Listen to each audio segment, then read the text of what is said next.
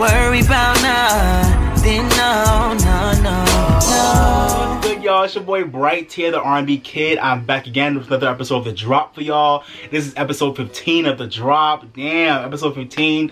We're here. For those of y'all who are new to my channel, The Drop is a series I do on my channel where I pretty much do a mukbang for y'all while I talk about all types of current events surrounding, you know, music, movies, TV, all that stuff. And we just, you know, we just talk and have a good time. So let's get into it. There is so much to cover because I think it's been like a month and a half since I did my drop for y'all. It's been a minute, but so there's a lot to cover, but let's do it. Let's get into it. Let's catch a vibe.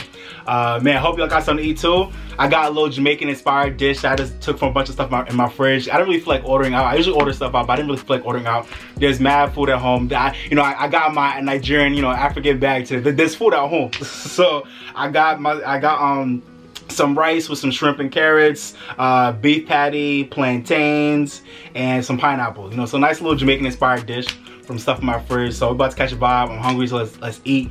Yeah, like I said, we got a lot of stuff to talk about, y'all. So let's talk about it. I don't even know where to start. In terms of everything that's been going on in the world, I'm not going to hark on it too much because I already talked about it in the last video I made called We Are Tired. Go check that out if you haven't already. So I talked about all my opinions around, you know, what's going on with the protests, you know, all the unnecessary and evil murders that have been going on at the hands of our police. I support defunding the police, not getting rid of them completely because we will always need the police, but I support defunding them and putting that money back into our school systems, health systems, all that type of stuff. I support that movement. But yeah, so like I'm not gonna talk about the world because this video I want us to just catch a vibe. But I will say, you know, Black Lives Matter, they always have and they always will, and no justice, no peace. But yeah, go watch my old video if you want to, you know, get my opinions on all the stuff that's been going on in the world. But this video we're gonna just talk about entertainment. So let's just, you know, let's just do that. Is there anything else I need to get out the way for y'all? I don't think so. Let's get into it. Yeah, so first thing I'm gonna talk about is The Five Bloods. That's the new Spike Lee movie that just came out on Netflix this weekend. I was telling my boy Miguel, y'all know Miguel, my homie, me and him are both into movies, so it's my favorite in the world. Shout out to him, his birthday was recently. So we were talking about how I was so excited to watch The Five Bloods, and I love that movie. So I think the general consensus is that I think most people really like The Five Bloods, but there's a lot of people that also have issues with it too. Some of which I can understand, but also like even regardless, I'm still feeling it. It's a movie about four, you know, older black men who go back to Vietnam in search of not only the remains of their, you know, their fallen squad leader, but also buried gold that they all, you know, buried before they left Vietnam during the Vietnam War. So it's a movie that really talks about not only the Vietnam War within itself, but also like the experience of being a black man in, you know, in Vietnam at a time where you were fighting for your country, but also dealing with the fact that like your country back home was going through its own, you know, bullshit with the civil rights movement. So it's such a weird time to be a black man fighting for America, you know, at Vietnam. So the movie talks about that struggle internally that people had to deal with back then, and it's also talking about it. And what I love about The Five Bloods is that I feel like Spike Lee and the writers found a way to, you know, really intersect and really bring in so many different things that especially black people, but especially black men struggle with in such creative ways. Whether it was one of the men having, you know, financial issues and not really, you know, keeping his money right. Another one of the Bloods having like I don't think it was really shown that he actually had issues with pills, but like it was kind of like, you know, hinted at that he was like, you know, on the verge of like having an issue with like pill addiction. You know, and then the main blood, Paul, played by the brilliant Delroy Lindo, who needs all the awards for his performance, who needs all the awards for his brilliant performance. You know, he was dealing with you know, his PTSD from being in the war, and also like experiencing the death of like their fallen squad leader who he was the closest to, as well as dealing with the fact that like his wife died while giving birth to his son, who he has issues with because of that whole thing. So, you know, he talked a lot of issues with like fatherhood in the black community too. There was so many brilliant themes I thought this movie really brought about in such a creative way. And I feel like it has such a story that's so simple to really like think about. And while the movie was really complex in the way it really shifted tones really starkly sometimes, a lot of times it really shifted tones so quickly you were like, huh? But I actually thought the shifts in tone were not bad. I thought they were actually brilliant. I found myself laughing crazy one moment, then like wanting to cry the next moment, and it didn't feel weird. I thought the transitions in tone were brilliant. So I just wanted to give love to Spike Lee and to all the writers of the movie, and to Netflix for giving it a shot. I think it's a brilliant film.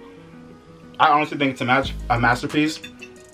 And maybe I'm biased because I'm a black man, but I feel like even if I wasn't a black man, I still feel like that movie was just, it was just made so incredibly well. From Spike's unique direction, his stamp and his footprints all over this movie.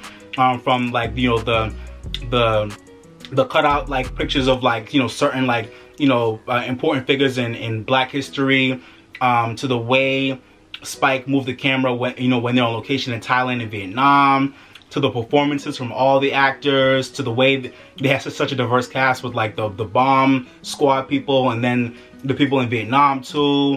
The way they really talked about PTSD, you know, being a war veteran and just being like a black man. I just feel like it was a long movie, but it didn't feel like it was 2.5 hours. I literally watched it and I didn't even feel like I spent 2.5 hours watching it. I thought it felt like I watched that shit for like an hour, and I was like, by the end I was like, yo, this movie's brilliant. Like I said, I think it's a masterpiece. A lot of people don't, and that's fine. If you don't think it's a masterpiece, that's cool, but I think the film was brilliant. And I think it's a film that as time goes on, people will learn to respect more. I think some people had issues with the score. I thought the score was great. I think, you know, I think they purposely wanted to have like some really like weird musical arrangements at weird times in the movie. And usually I wouldn't like that, but I think for this movie, it actually worked to have like, you know, the score be really like weird and abstract and like kind of out of place at some points. I actually think it worked. For me, like the music never ever bothered me throughout the movie, so I really like the score. I think it should definitely get a nomination at the Academy Awards next year. I mean, next year. Yeah, I don't know what else I want to say about The Five Bloods. I thought all the performances were amazing. I thought the subject matter was so timely with what's going on in the world, and with us seeing the killing of so many black men in this country and black women. But I just thought this movie, like Spike really, I want to give him props for putting out this movie at the perfect time. I feel like he really put out this movie at the perfect time, where we all needed so many of the messages that were talked about in this movie, whether it's PTSD, having divisions within the black community ourselves. Like, you know, all skin folk and kinfolk. The main blood, Paul, he was a MAGA hat wearer. You know, he's a Trump supporter. And while obviously I'm not with that, I empathize with this character so much, because so much of his pain from him being in the war and from the death of his wife really contributed to like the burden that he carries on his shoulders, to the point where he's at now, where he feels like he just has to, like, you know, do that and support Trump and that whole movement to get his point across, you know. So I really empathize with Delroy Lindo's character so much, even though I don't agree with the way he lived his life and the way he thought about things, but I empathize with him so much, and that comes from, so, you know, having such a brilliant performance and from having a great script. So shout out to Spike Lee, like I said, shout out to Delroy Lindo, shout out to all the actors, shout out to Jonathan Majors, who did a great job as Paul's son. Yeah, shout out to all the Vietnamese actors. It was just a great movie. I loved it. So let me know what y'all think about The Five Bloods. Maul, I'm hella disappointed in you for not liking this movie. Maul thought from the Joe Budden podcast, he thought it was trash, and I was like, Maul, what? The Five Bloods, if you don't think it's amazing, that's fine, but for you to think it's a trash movie, wow. Maul, you need to run that back, bro. I'm very disappointed. You need to run that back. I thought The Five Bloods was an amazing film. Let me know what y'all think. I definitely think it's gonna be an Oscar frontrunner. I definitely think it's set for picture, director, screenplay, score. Definitely, hopefully, best actor or best supporting actor for Delroy Lindo at least. Yeah, man, I'm excited for the Five Bloods. To me, it's one of my favorite Spike Lee movies I've ever seen. I think it's one of his best works that he's ever done, and I'm just excited for what it's gonna do for the culture and what it's gonna do for film industry. I think it's a great film, and yeah, like I said, I love the balance of humor, comedy, pain. You know, there was just so much that they packed into the one movie. So much that they packed in. I was blown away by how much they packed in, and I liked how it was like a mix of like, you know, being like a war movie, but also, you know, with the flashbacks of when they were younger, with it also being like a modern story too, of like finding treasure. It was a really cool mix of genres. And I know a lot of people had issues with like the lack of Spike and his team really getting it together with like the de-aging effect or having younger actors play the flashbacks. But to me, once I understood what was happening, it didn't bother me at all. Like I really felt like, okay, I understood that they're making the artistic choice to not have younger actors play these men, or they're not going to de-age them, and they didn't have the budget for it. And at the end of the day, while it would have been nice to have that effect, if they didn't have the budget for it, whatever. Like I can't, you know, we can't do anything about that. At the end of the day, I still think the movie still came out good, even with them not being able to have that, you know, those opportunities to either de-age the older actors or have younger actors. I think it still worked out regardless. I think it still, it made sense to me. I didn't, once I figured out what was happening, I didn't have to think about it too much, and I understood what was happening, and it made sense. And I just think the way the movie played out was dope. I think the ending could have been fleshed out a little bit more, but I thought the movie was brilliant. So let me know what y'all think about The Five Bloods. That's my little review for that movie. I hope it wasn't too long, but I love the movies. I love the movie, so I had to talk about it. Yeah, man. This feel good. Alright, so let's get into some other shows that I'm watching really quickly. 13 Reasons Why, that came out early this month. I think 13 Reasons Why came back at a really weird time with you know, with the emotions of this country being as tense as it is right now. So I think it came back at a weird time, but I still love that show, so I still want to watch it regardless. And it was the last season of this show, and I don't know, I enjoyed this season. I think season 4, I enjoyed the season, but I also thought there was so many times where I was just kind of over it in terms of like the constant. I think the two things I was really over with this last season was the constant portrayals of the ghost of Bryce and was it Monty, the other football player. The constant like ghost portrayals of Bryce and Monty was draining for me. I thought they overdid it. They did it way too much. The first few times I was like, okay, cool, but like the 6th, 7th, 8th time they fucking did that shit, I was like, all right, bro. Like I get it, and I'm glad that y'all wanted to employ those actors, but like it was just draining for me. And also Clay's consistent like outbursts, like that was getting draining as hell after a while. Like I love Clay Jensen. I love Clay Jensen as a character. I love his character, but those like the consistent outbursts and just like it was just draining to watch that shit time and time again. So season 4, 13 Reasons Why, I enjoyed it for the most part, and I thought they wrapped it up pretty well. But at some points I was thinking so much about how this show really started off being about Hannah Baker's character, and I feel like they really touched upon Hannah Baker in the last season up until like the very like last moment of the season, which I thought was weird. And so yeah, I just thought about how the season and how the show really like changed as the seasons went on, and I think they did a good job for the most part of like, you know, how they flesh out the storylines. But there was also like a lot of problematic parts in this last season too. But for the most part, I still like the show. So that was something I was watching when it came out early this month. So let me know what y'all think about 13 Reasons Why. I finally got into the show 3% during quarantine. As y'all can tell, I've had a lot of time to get into shows because of quarantine. Let me know what y'all been watching too. So a new show I got into, which came out years ago, but I finally got into, is 3%. I think that show is based in, I want to say Brazil. I think it's based in Brazil, or like a future dystopian Brazil, but I think they speak Portuguese. But really dope show about this like future land where it's like future dystopian land where everybody in the world is like waiting to go through this process where they are going to be 3% of the people that make it through this process, where they can go to like this like offshore land that's like a paradise where they have the best technology, the best food, the best resources, all this stuff. And everyone in the inland, who's like the basic people, the poor people, they're all fighting for a chance to become members of the offshore. That's the general premise of the show. It's a brilliant show. It's not often you'll get me to enjoy a show that's in a whole nother language and I'm like in it like wholeheartedly, but I definitely was. So I actually just finished up like the fourth season, which is the most current season, like I think a few days ago. A really good show. So I definitely recommend that y'all watch it if you haven't already. 3% is a really good show that just harks upon you know, the divisions between class. Yeah, it just talks about like the 3% of like that 3% of the world, who's the richest 3%, and you know, the 97% that gotta deal with all their bullshit. So it's really parallel to what's going on in real life out here, you know. So that's a really good show. Into the Night. That's another show that's on English that I really love. I think that show is based in Germany, I think. I want to say Germany or Portugal, somewhere in Europe. But it's a really dope show about this, like, in somewhere in Europe, there's this new, like, chemical thing that's happened in the world where if you, like, are exposed to the sun, you die.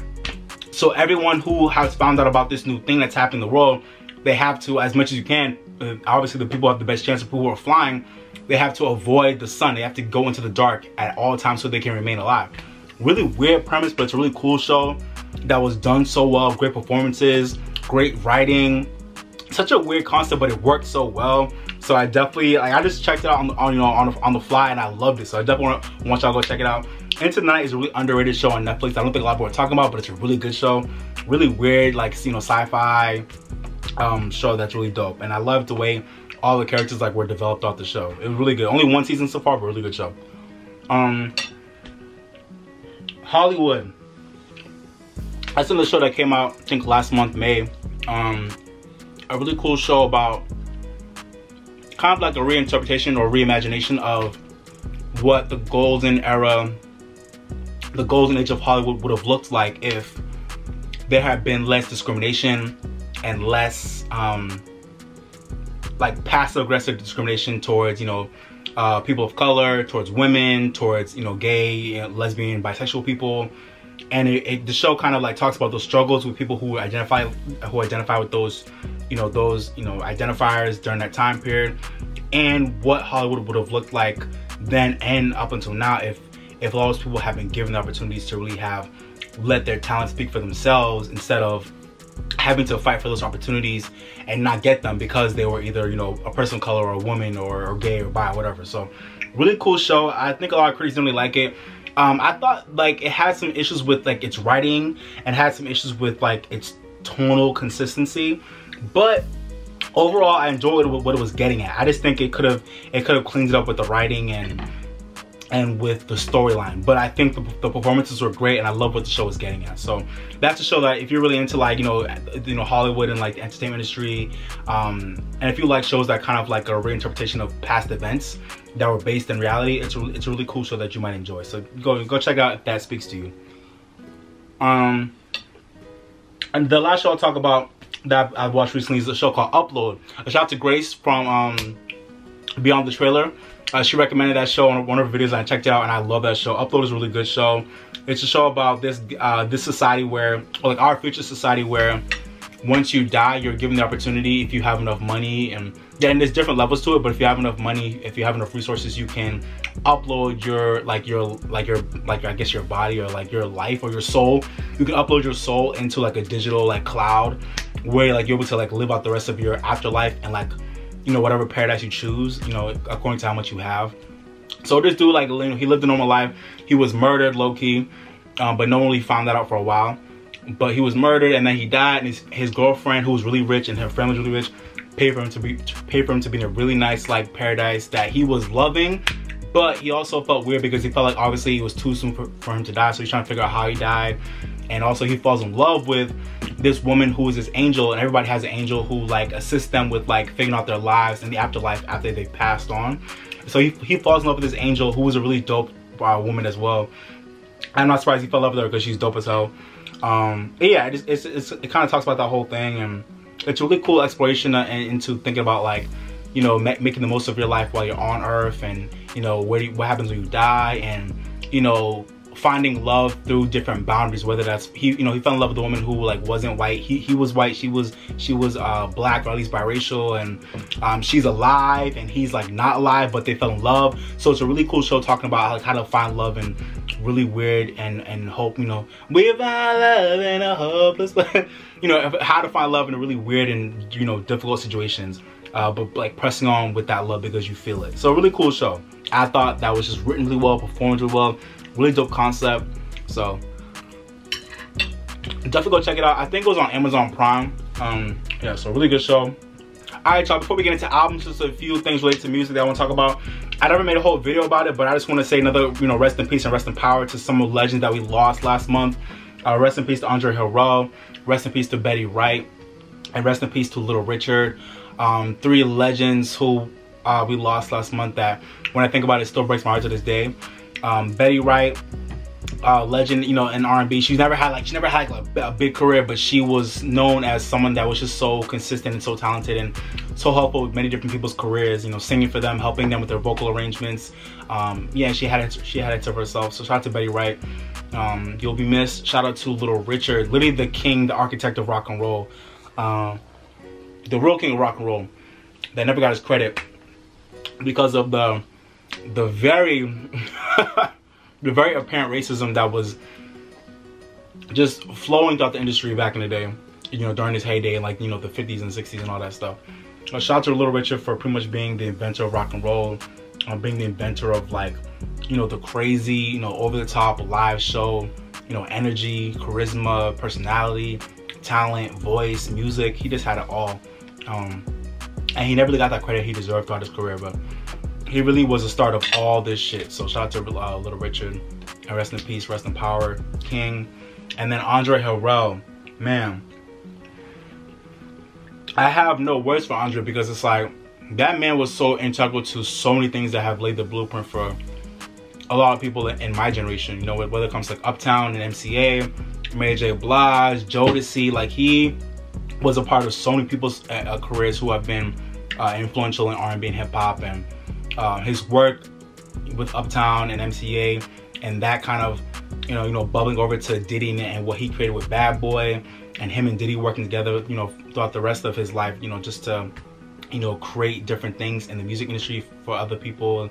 I don't know, he just really left a really good blueprint, and I respect Andre Harrell so much because he was the guy, I feel like I can relate to him because he was the guy that was never really in your face, like he was always low-key as hell, but he always had a good energy, and he always was around to help people, always was around to kind of be like a cultural curator.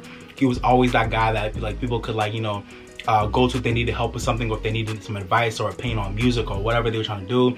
And I feel like that's like the kind of space I want to occupy as I get older and into my life. I'm still trying to figure that out, but so I really respect Andre Harrell, and I feel like his life is like a blueprint for like what I like kind of want to get into, you know, after I like get my degree and kind of start, you know, really live my life. I feel like the guy who was like, he ain't in your face, he low-key, he behind the scenes, but like everybody know him and everybody like trusts his ear, everyone trusts his, like, that was who Andre was. And it's just so sad that we lost him at such a young age. I think he was 59.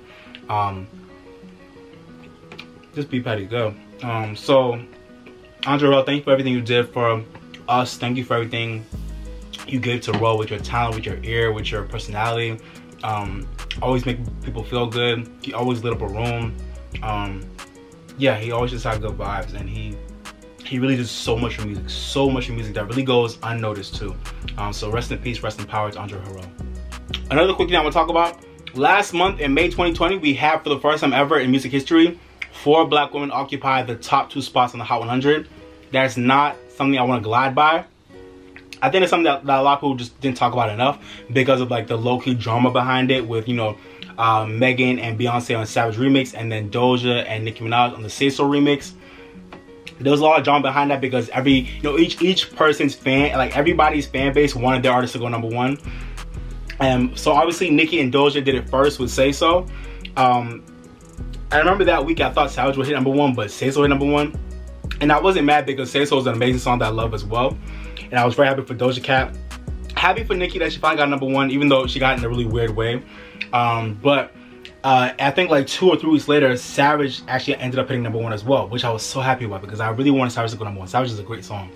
And I did reaction to that song as well. Go check it out. So I just want to talk about how dope it was. I think both weeks each song hit #1. The number 2 song was the other song. So when Say So hit #1, Savage was #2, and when Savage hit #1, Say So was #2. And I just think that's dope that on 2 different weeks we had 4 black women, and 3 of them are rappers. And Beyonce, even though she's not a rapper, she was low-key rapping on Savage remix as well. Like, so pretty much like three black female rappers and a black female singer. And in this occasion, they were low-key all rapping and kind of singing too, occupying the top 2 spots of the Hot 100. Not for 1 week, for 2 weeks we had that happen. I just think that it's such a brilliant and amazing accomplishment that I don't want us to glide over and that I want us to recognize. So shout out to Doja Cat, shout out to Nicki Minaj, shout out to Beyonce, and shout out to Megan Thee Stallion for that amazing accomplishment. Such a dope time for black female rappers, and this for black women in the music industry, to have the top 2 songs in the country be occupied by 4 black women. Like, that is so dope. So I just want to highlight that for any of y'all who forgot or didn't really know that happened last month. Very important. So I just want to talk about that. Shout out to that, and shout out to, you know, June being Black Music Month. It would have been dope if it happened in June, but it's all good. But shout out to June being Black Music Month. If you haven't already, I made a playlist called We Are Tired to celebrate Black Music Month and to celebrate what's going on in the world right now. I put it in the description of my last video called We Are Tired, so go check that out if you haven't already. That's a playlist I made that I want y'all to rock out to, you know, to inspire you, educate you, motivate you, you know, get you through this difficult time right now. So go rock out to that playlist if you haven't seen it already. Go check it out. I'm talking, you know, speaking of Black Music Month. Alright, and speaking of Doja Cat, I'm not going to get into this too deeply, but I wanted to touch upon her racism thing that happened last month. I will say that I don't think Doja Cat is, I don't think she's innately a racist person. I don't think so. I don't get that vibe from her. I know there's, you know, evidence of her being in chat rooms and all that stuff, but from what I saw, she looks to me like someone who is just kind of lost and very troubled, and someone like who just really needs like guidance as to like her identity and how she wants to like move through this world as a biracial woman who was raised by her white mom. I was never really connected to her Black roots because her dad wasn't there. So I don't think she's a racist person. I think when I see Doja Cat, I think she's a star. I think she's someone that's very proud of her Blackness in a way, and I feel like she's someone that just gives you so much Black energy. But I can also tell from the stuff that I was seeing with her in those chat rooms, and I think with the way she addressed everything, I think she still needs healing, and she still needs some guidance. So I think from therapists and from people that love her and know her, I think she needs some guidance as to how she wants to really really attack that side of herself that might be insecure about her Blackness, or might feel the need to kind of like downplay her Blackness to gain more fans or to appease white people. Like, I don't really know what it means for her, but I feel like she needs to figure it out. But I don't think she's a racist, and I don't think we can cancel her, because at the end of the day, as much as I've tried to cancel people time and time again, they're still here doing their thing. So she's not canceled, and I'm sick of cancel culture because I feel like it's a really, you know, counterproductive with, you know, use of our time and energy as fans and as people in the world. Instead of canceling people, we need to educate them and, you know, really wrap them around, you know, hug them, you know, embrace them, and let's teach and educate people instead of canceling them. Unless they've done something that's unforgivable, like rape or murder or something like that. But if they have not done something like that, then we need to educate them and uplift them instead of, you know, acting like Doja Cat's life is not worth, you know, living. Like, her life is not worthy of anybody's, you know, attention or love because she made a mistake. Like, I don't like to do things like that. So that's just not me. But let me know what y'all think about that. Alright, let's talk about the Grammys. This is the last thing to talk about before we get into albums. Grammys. Alright. Alright. This food good. Alright. Shout out to all my Jamaicans out there. So Grammys.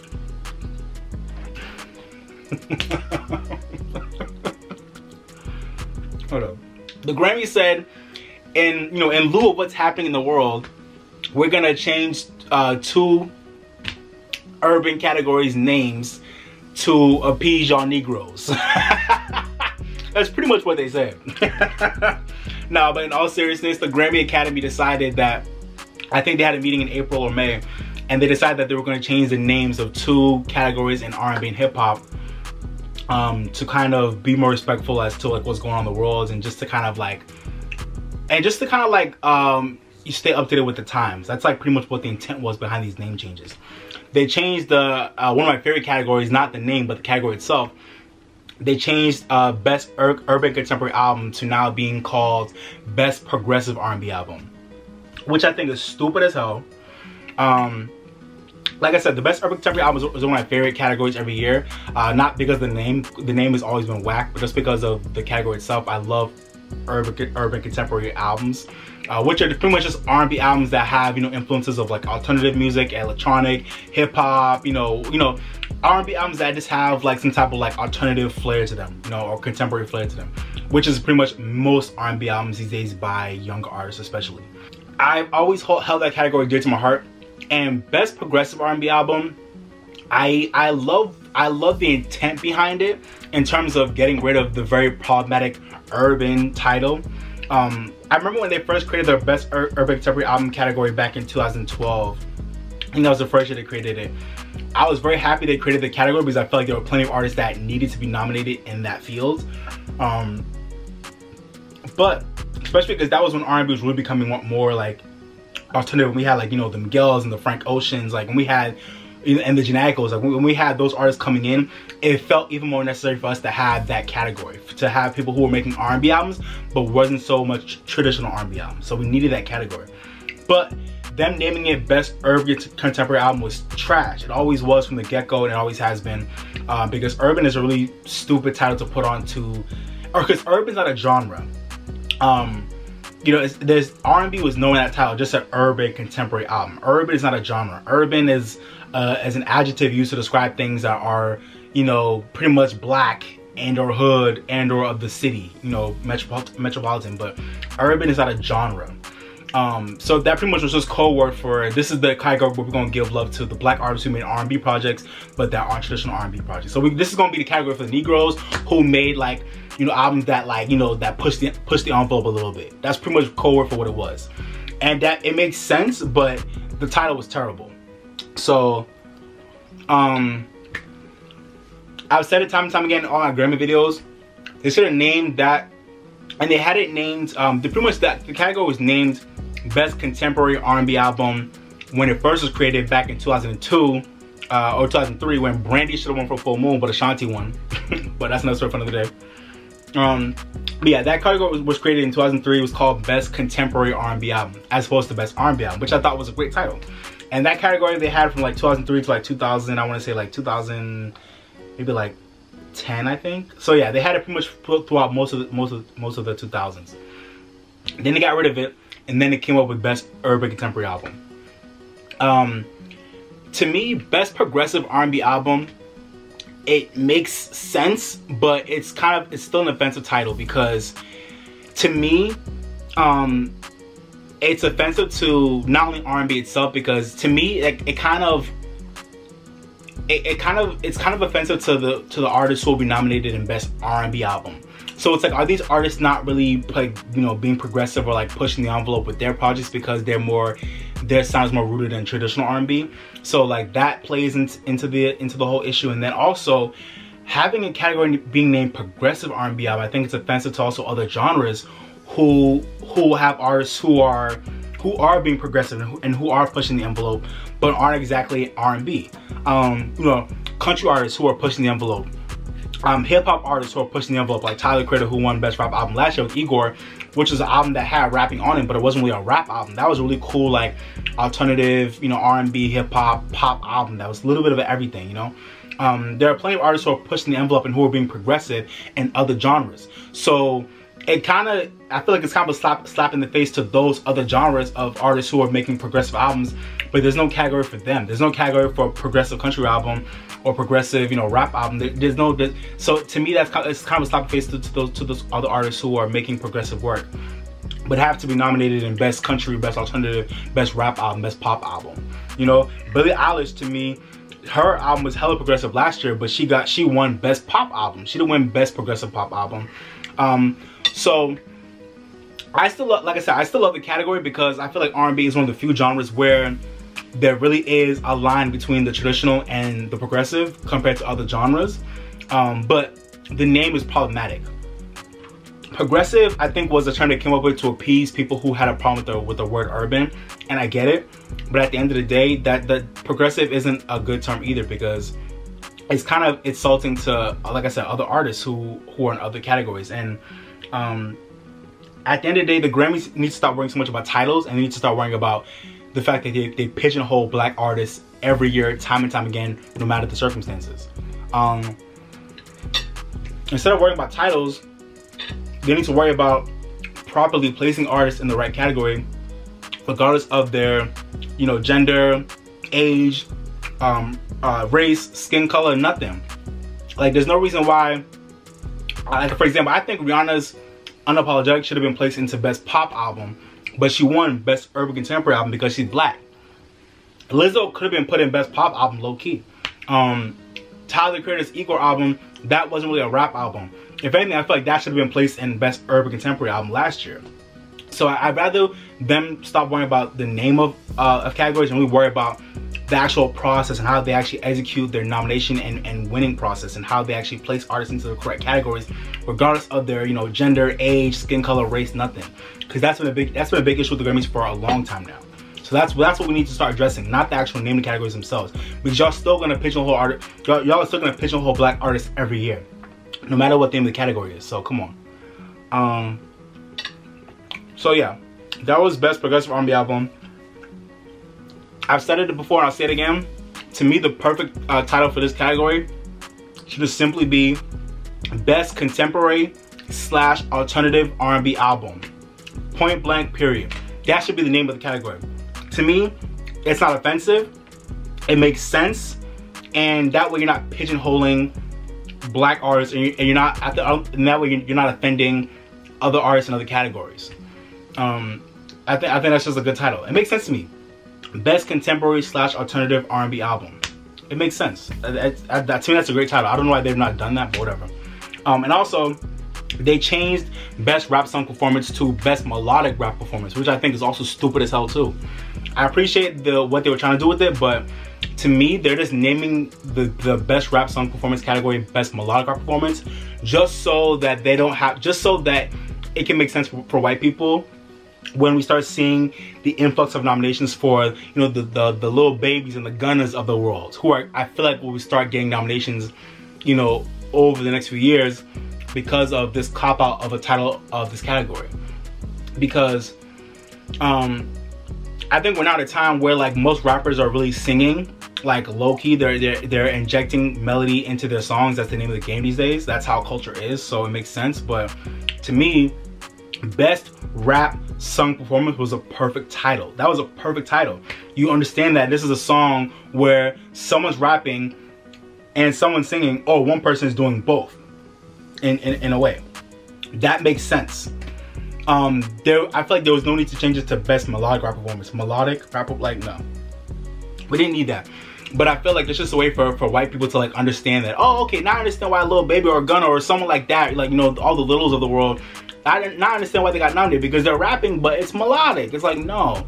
Rap song performance was fine the way it was. I don't feel like they needed to change that. I feel like this is just a way for, like I said, for a way for white people to, like, understand, like, why we will start seeing. I feel like this, my theory is that this is a cop-out for when we start seeing, like, a lot of these, like, mumble or, like, sing-songy rappers getting nominated in that category time and time again for, like, you know, until things are changed. It's a way for it to make sense for people who don't generally listen to hip-hop. But I still think that was a stupid title. I still think we should just keep it to Best Rap Song Performance. That title to me was perfect. Because before they had it as Best Rap Song Collaboration, where it had to be a collaboration. But now they're doing it so that that category can also include solo performances, like just by one artist that, where that one artist is rapping and singing, which I think is great too. Pretty much, this is gonna be the word for the Drakes of the world. And it, you know, it was that way for the past couple of years, and that's fine. But I hate the title change. I feel like the title change is stupid. But the one good change they did make was that they finally got rid of the limit of songs. I think the max number of songs that an artist needs to be eligible for Best New Artist. I think if artists have more than 30 songs, that they weren't eligible before this year. If artists actually had like 30 or more recorded songs available to the public, then they wouldn't be eligible for Best New Artist. But I think now they got rid of it, and they said, listen, it don't matter how much music you have. If you gained a lot of prominence in the year that you were nominated, then you could be eligible. I mean, if you had a, you know, y'all know what I'm saying. So I think it's a great rule, because I think that has really fucked with a lot of artists for many years who low-key should have been nominated, but because they had too much music out, especially rap artists, this really affected them in particular.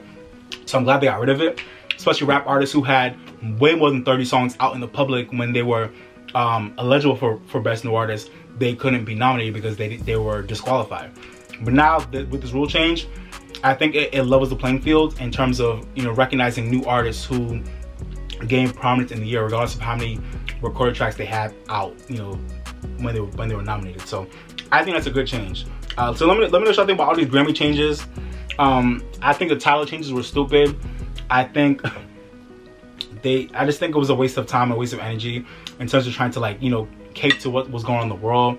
And I like the idea, Grammy, I like the idea behind these things, but these titles were stupid.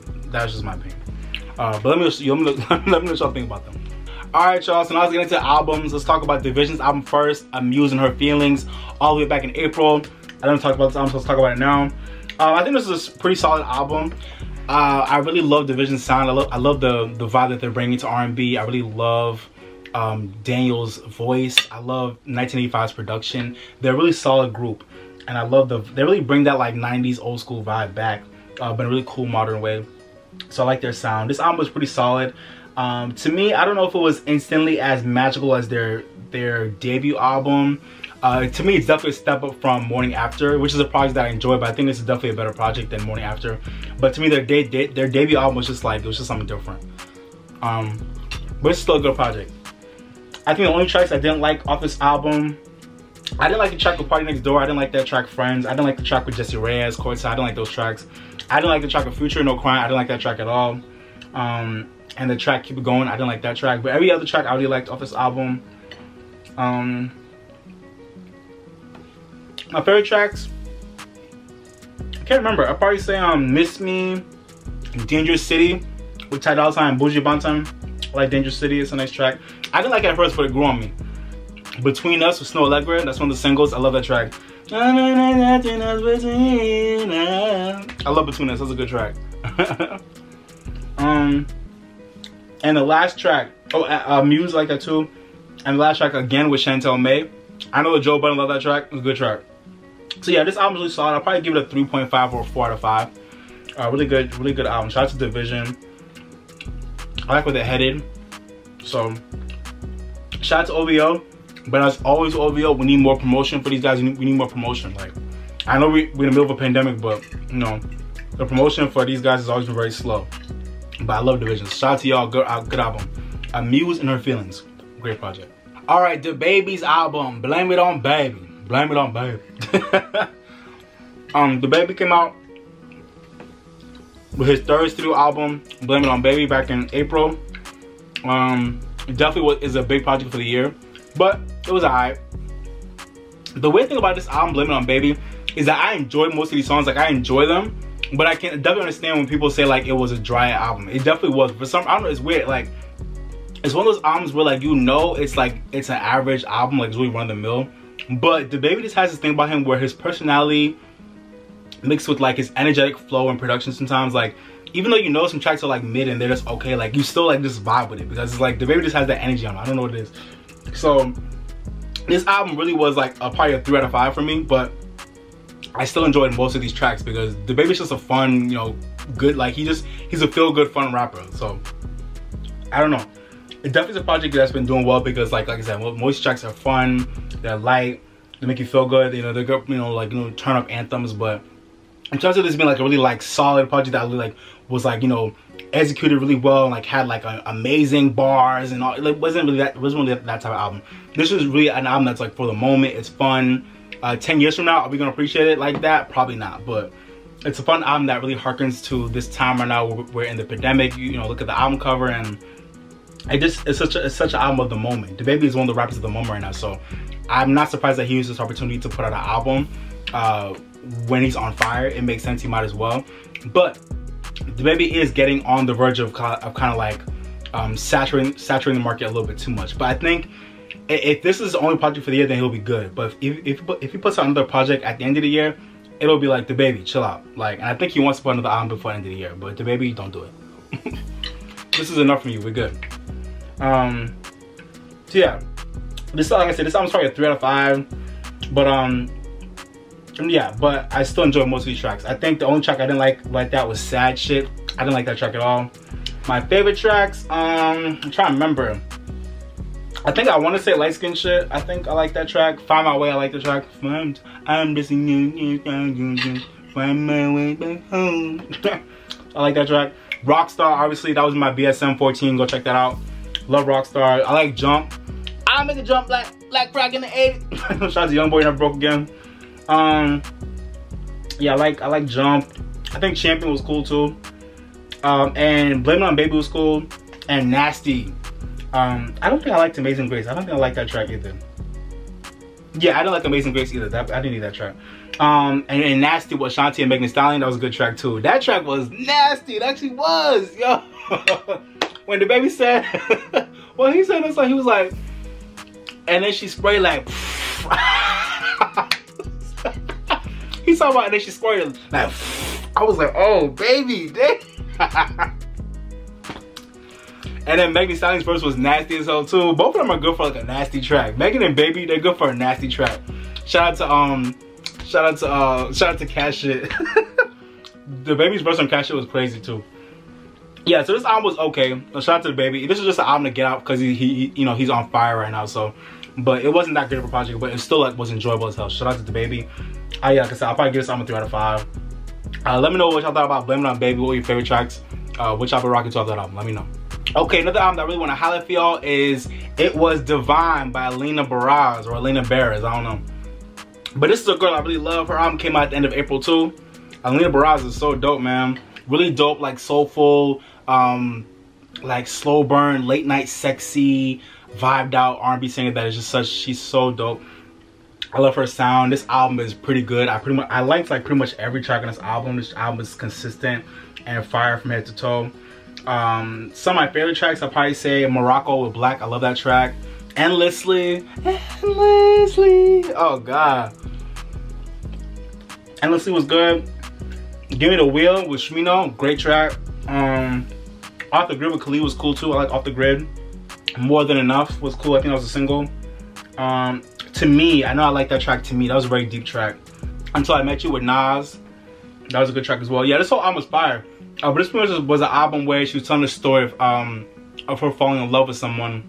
I think it's a real story, and how like it was great in the beginning, and how she thought like this was the person she was gonna marry. Like, you know, it was all, you know, roses and daisies, and then like, you know, stuff started happening, and there was a breakdown, and then she started questioning herself, and she started questioning life, and then she kind of got out of this dark space where she was, you know, in the dark place because of the relationship, and she got out of it, and then she like reclaimed herself and her identity and her womanhood, and really realized like, you know, she's dope and that she wants to move on and like live her life and go off and find love again. So like a really cool story from head to toe.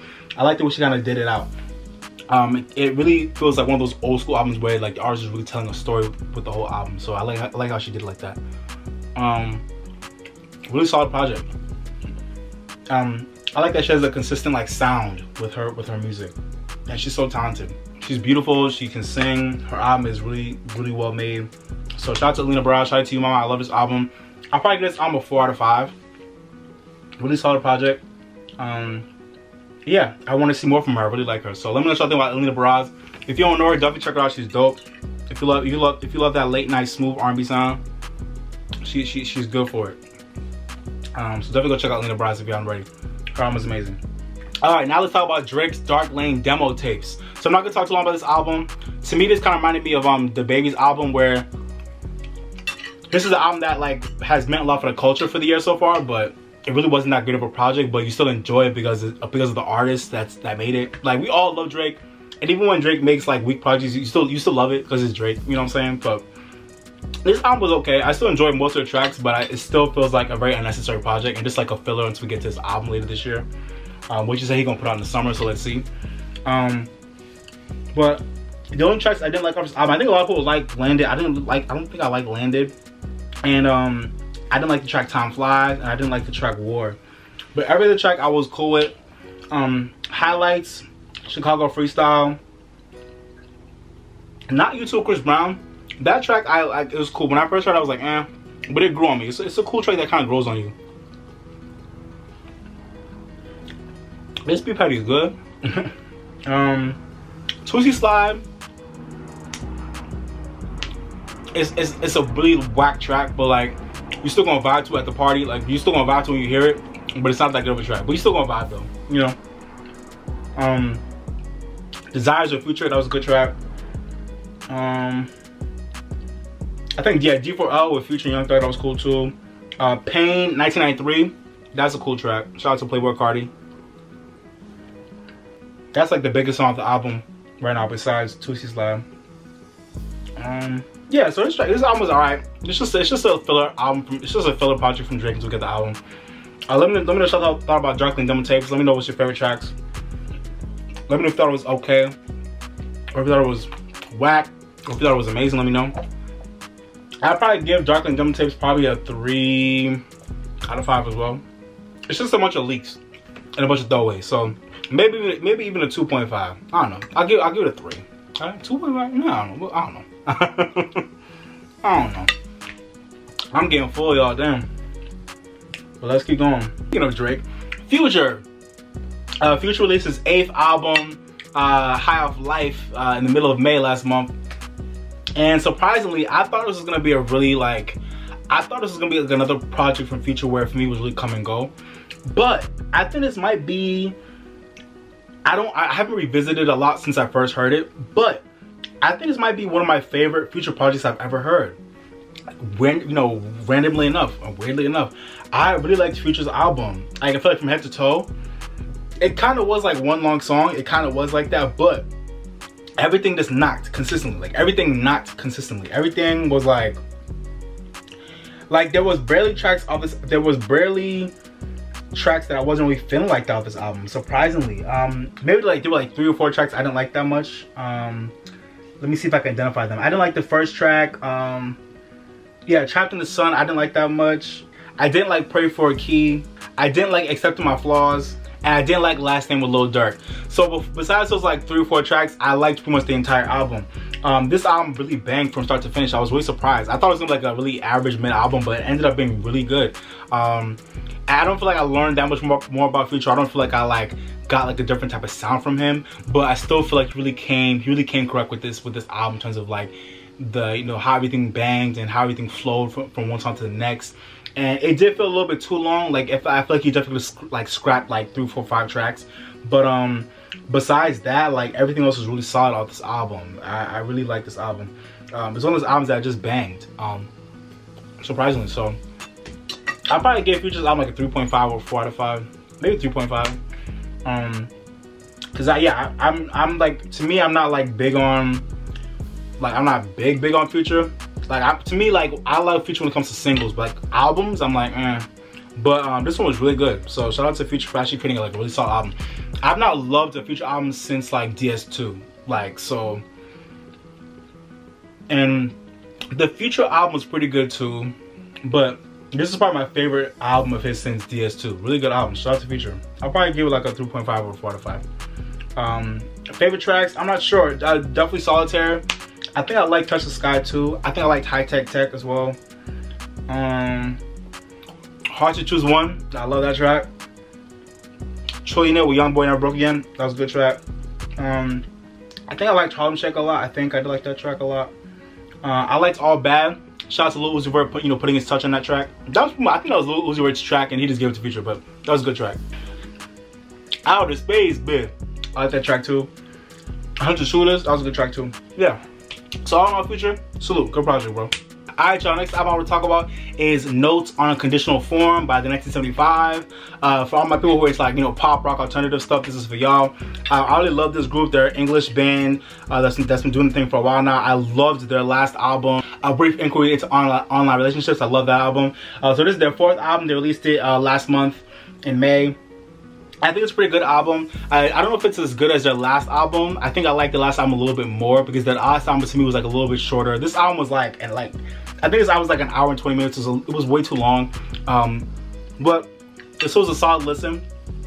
The only tracks I didn't like off this album, I didn't like the... It's not that I didn't like it, but I didn't need the interlude, the end Music for Cars. I didn't need the interlude, but it was a nice little interlude. I didn't like Streaming, the little interlude as well. I didn't like the track The Birthday Party. I don't like that song. I don't like Then Because She Goes. I also don't like Having No Head. But besides those tracks, I think I liked everything else on this album. This album was pretty solid. I'll probably give it a 3.5 out of 5. I love the 1975. I think they're a great band. I love what they really bring to the music scene. I love like their really abstract, out there arrangements. I love the stuff they talk about. I love the intro on this album. I think her name was Greta Thunberg. The intro where this little girl, I think it's a speech she gave years ago, where she's talking about pretty much how like climate change is really affecting us and how climate change is something we all need to pay attention to and stop ignoring, because we're on the brink of like really like, you know, having irreversible damage upon our world, and we're kind of already there, but we're just, you know, we're getting closer and closer as the years go on. So that was a really great way to open up the album. And this album is really talking about a lot of deep stuff in life. Loneliness, trying to find yourself, friendship, love, so many really interesting things. This is a really insightful album, and I love Matt Healy. He's such a great songwriter. I love the way a lot of these songs are constructed, really abstract, really out there, like I said. But I love that they still have songs that like are really like poppy, and you can like still like, you know, dance to them, rock out to them, like, you know, really like chill way. But they give me a really deep message. Some of my favorite songs off this album, probably People like people that want alive people. Love People, I love the track. That's a nice little rock headbanger. Frail State of Mind, I put them at BSM 12. I love that track. Me, I think I like Me and You Together song. I like that track as well. That was a single. Tonight I Wish I Was Your Boy. I like that track. I think I like If You're Too Shy, Let Me Know. I think I like that track as well. Yeah. Oh, and the guys. Well, I Ode to Friendship. Yeah, shout out to this album. I really like this album. 1975 gave us another solid album. Like I said, a little bit too long, but really solid. So I'll probably get a 3.5 out of 5. But for those of y'all who are into the 1975, let me know what you thought about this album. Let me know what your favorite tracks were, your least favorite tracks, what you thought about the album. And yeah, I'll leave it at that. Alright, next up, let's talk about Ro James's album, MANTIC. He released his album at the end of May. I like this album. When I first heard it, I thought it was okay, but it grew on me. Really solid project, a really nice R&B release from the year. Ro James is someone that a lot of people keep sleeping on. His album hasn't really been doing that well, but he really makes good music. I love his gritty, soulful voice. He's a great artist, so I want to give some love to him on this video. He released a really good album called MANTIC last month, like I said. I think this is his second album after his first album, which is called El Dorado. I really like Ro James, and this is a really solid project. The only tracks I didn't like off this album was the tracks that start with B. That's Be Mine and Baby Blue. Besides those two tracks, I liked every track off this album. It has a lot of old tracks that he recorded a long time ago that he put out as singles, but that weren't really on a project before. Like Excuse Me, I like that track. Like Outside the Box, that was a track that's like a few years old, but a really good track, like one of his best songs that a lot of people didn't really hear like that, but really good song. And we got previous singles such as Last Time, Touchy Feely. I love Touchy Feely, such a good song. So Touchy Feely, love that track. Some of my other favorite songs off this album, Too Much with Miguel. That was a pre-release for the album before it came out in May. I love the track Too Much with Miguel, such a good track. Is it too much? Wonder how much more this can say. Love that song. And Plan B with my girl Brandy. Plan B is fire. The harmonies, the soundscapes by DJ Camper. Like, that track is just heaven. And I'm so mad at Brandy and Ro James for making that track as short as it was. That track should have been longer. Just as soon as it got really good, y'all just ended off the track. And I was like, yo, come on. Like, how dare y'all? I gotta sue y'all for that. Ro James and Brandy sounded so good on Plan B. The harmonies, just the it felt like heaven. I love that track. And Slow Down Mistake was a good track as well.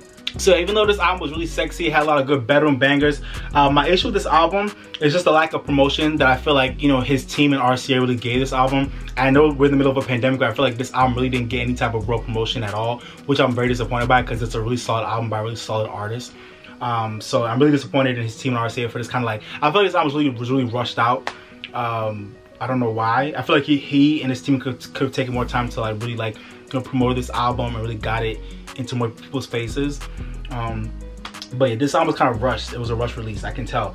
And also, my other issue with this album is that even though I love I think most of these songs are so written and sung well, I don't really like the whole MANTIC concept. If you look at the album cover, it's about him being like a manic, you know, like crazy, you know, he's in like a straight jacket. This whole concept of like being manic or like MANTIC, I don't really think he really fleshed it out on this album as much as I feel like he could have. Like, I feel like it was a cool concept, but I don't think he actually fleshed it out with these songs. All these songs are just like really sexy, like regular R&B records. So it's not like they really like were touching upon the whole manic like concept. I think maybe just a few tracks that were touching upon it. Maybe might have been Too Much with Miguel. That track kind of talked about it a little bit. Plan B. But besides that, I don't think most of these songs really like talked about like being like kind of, you know, manic or crazy in love and all that stuff. I don't really think a lot of these songs are just really sexy, like really, you know, nice R&B bedroom bangers, you know what I'm saying? So and I also feel like this album could have used like a whole like different like working of the track list. I feel like the every track is dope, but I feel like the track list sequencing was just off. Like I feel like we were kind of like in one vibe, and then the next song was like a completely different vibe. It was just weird. Like I feel like he could have worked at like making the track list way more smoother in terms of the sequencing, and I feel like he could have edited the track list to have made the whole manic or like, you know, mantic concept make more sense. I don't know if like the concept made sense from the way the track list moved. So yeah, so for me, I would have edited the track list, had more tracks that were really talking about that whole manic concept. And I would have had him and his team at RCA take more time to really promote the album instead of rushing it out. And this would have been a moment for R&B for me for the year. But still, it's a really solid project I really like. It has so many good songs in it. So definitely go check it out if you haven't already. It's a really solid project. I'll probably give it a 3.5 out of 5. Okay, real quick, I'm gonna talk about the Freddie, Gibbs, and Alchemist project, Alfredo. I'm not gonna talk too long about this. Really solid project, really good project. I'm not gonna dive too deep into it, but really good, like, you know, 10-song album that was just really good, consistent from head to toe. Freddie Gibbs rapping his ass off. Alchemist with the amazing production, they killed it. Really solid project. I can't remember my favorites. Probably God Is Perfect. Something to Rap About with Tyler Creator, I love that track. Baby Shit, I liked. Yeah, yeah, really good album all around. I don't think we had like a concept, but you know, it's just Freddie Gibbs doing his thing, rapping his ass off. Alchemist is amazing production, so really good album. Definitely go check out Alfredo if you haven't already. I'll probably give Alfredo a 4 out of 5. Really good project. Like, probably one of my favorite rap projects of the year so far. Really solid project. Definitely go check it out. Okay, so real quick, I want to talk about Lady Gaga's album, Chromatica. I think this is Lady Gaga's 6th album, so I just want to talk about it real quick. I think this is a really solid album by Lady Gaga. I'm not like a big Lady Gaga stan or whatever, but I checked it out. Really good project. Really has like a nice like dance house vibe throughout it. Like, you know, like a nice like 4 on the floor dance vibe throughout the whole project. But I'm impressed by the album because even though a lot of these songs like had that same like, you know, dance house vibe, it didn't sound like one long song. Like I feel like she found a way to like switch up the vibe and switch up the concepts and switch up the flow of the album, where even though every track was like a dance track, everything still felt like it had its own like identity. So really cool album. The standouts for me are for Chromatica, Alice, Stupid Love. I didn't like that track when I first heard it, but it's kind of grown on me a little bit. Rain on Me with Ariana Grande. Rain on Me, that track is crazy. Definitely like a big like pop moment between like 2 of the biggest like pop stars of our time. The track is crazy. I like that video. Yeah, man, like really dope. Like that's a really big dope pop record. So shout out to Rain on Me. I'm glad I hit #1. That's amazing. Rain on Me is a great track. I love y'all know I love Ariana Grande, and Lady Gaga was good on it too. And I love the way the track it like makes you feel good. It uplifts you. It has like a nice like dance vibe that just makes you feel good. Really good track. I love Rain on Me. I think I like 911. Papa 911. Talk about some good stuff, important stuff. I like Sour Candy with Blackpink. I'm not into K-pop, but I like that song. Sour Candy is a really dope track. I would love to see a video for that track. And that should be a future single. Enigma was cool too. I like Enigma. One of my favorite tracks off this album, Replay. I love Replay. I love the production on Replay, the way it feels. She's like, I don't know, the stars on my mind are on replay. Love that shit, man. Replay is a dope track. I also love Babylon. I love Babylon too.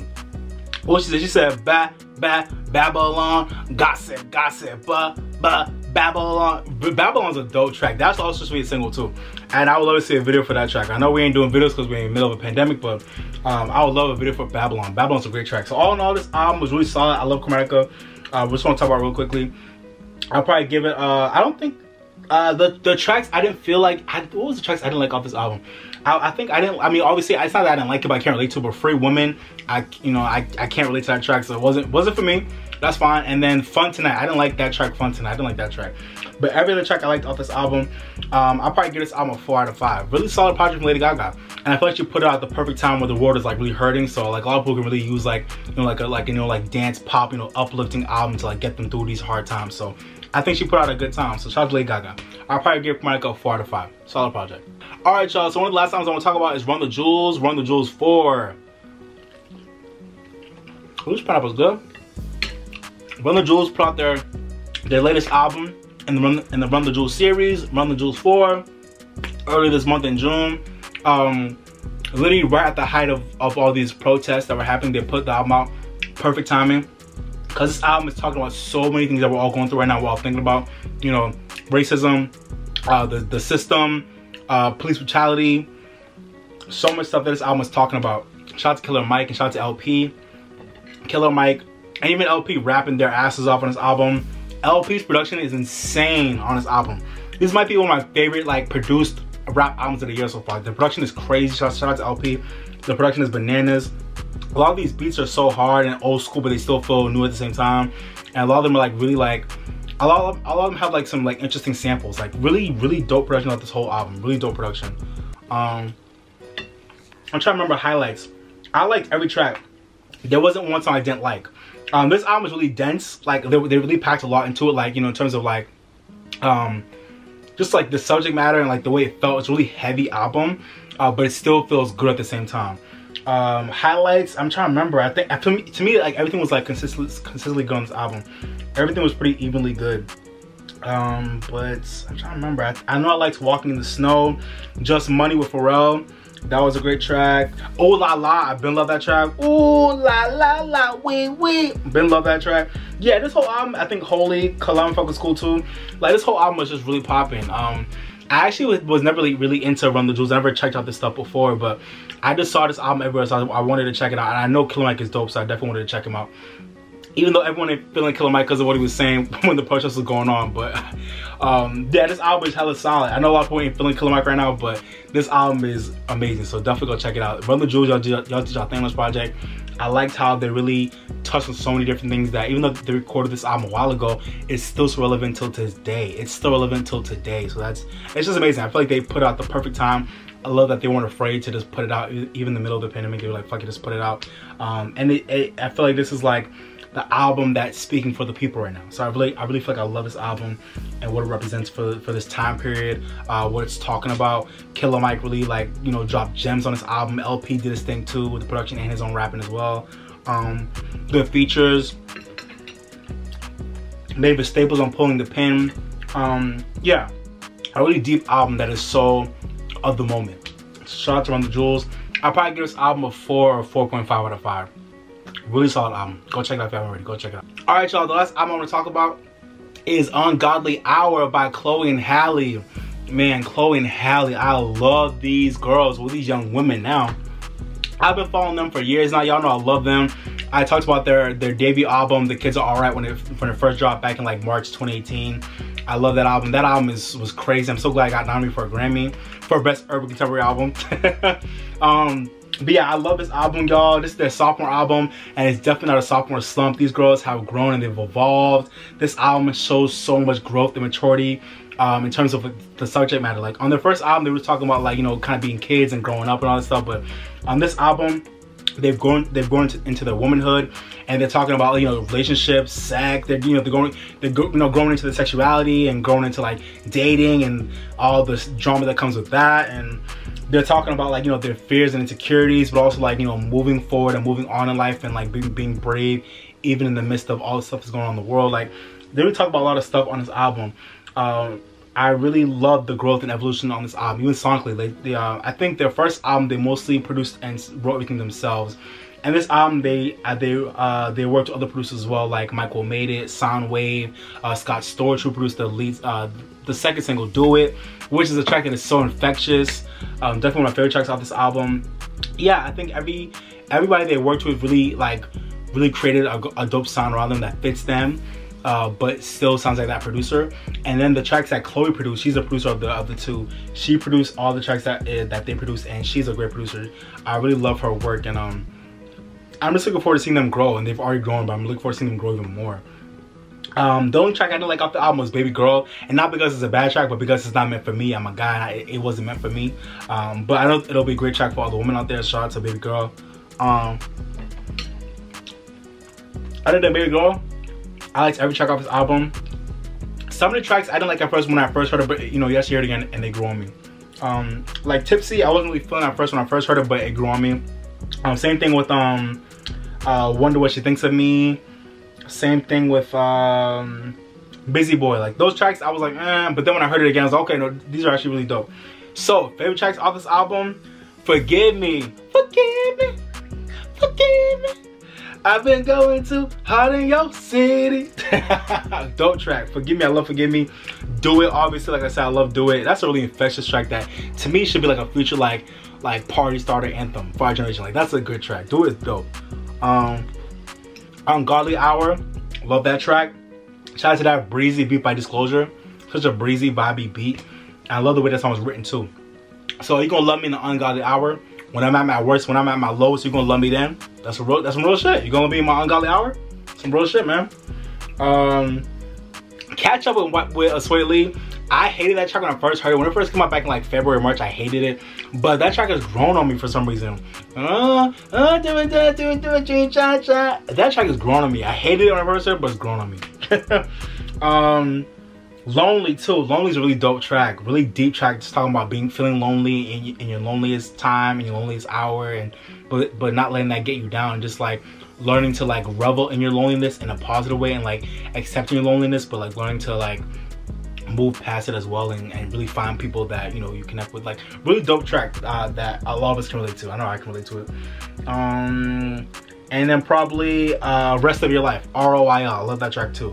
Those are my favorite tracks off this album. But this album is really solid. I'm so proud of Chloe and Halle for this solid album. So proud of them. These girls have grown, and to me, like I've already said before, I think they are legends in the making. I think they're legends in training. They make such good music. I'm looking forward to seeing just how they'll continue to evolve. Their music is crazy. They're so talented. These girls are music. Like they are music. When you think of real music, these girls are music. So shout out to them. Yeah, man. So that's the Ungodly Hour. I'll probably give this album a 4 out of 5. Solid project, man. These girls, they ain't playing games with y'all. This pineapple good as hell. My favorite fruit, pineapple. Alright, y'all, so that's all I wanted to talk about. I know this is probably a long ass video, but it's been a while since I made one, so here we are. So I think those are all the albums I wanted to talk about. I don't think I missed anything. Let me, give me your thoughts about all the stuff I talked about. Give me your thoughts on Defy Bloods, all the shows I talked about. The stuff I talked about with the Grammys. Let me know what y'all think about that stuff. Let me know what y'all think about all the albums I talked about. Good. This was a meal. I'm full, y'all, but I did pretty good. Yeah, y'all. So I'm about to be out. Thank you guys for watching. I appreciate it. If you haven't already, don't forget to like, share, and subscribe. Appreciate y'all. Like I always say, guys, live your best life. Drink more water. Stay woke, especially right now. And if you're mad or sad, go listen to one of your favorite songs and make you feel better. Okay? Go listen to one of your favorite songs. Or go watch one of your favorite TV shows or one of your favorite movies, okay? Alright, y'all, but I'm about to be out. Thank you guys for watching. I appreciate it. This has been your boy, Bright, the R&B Kid. Thanks for watching, but for now, I'm signing off, baby. Peace. I came to vibe, you came to function, just do that, baby. Don't worry about nothing, no, no, no, no. I came to vibe, you came to function, just do that, baby. Don't worry about nothing, no, no, no. Relax just a little bit. You don't gotta worry, you can just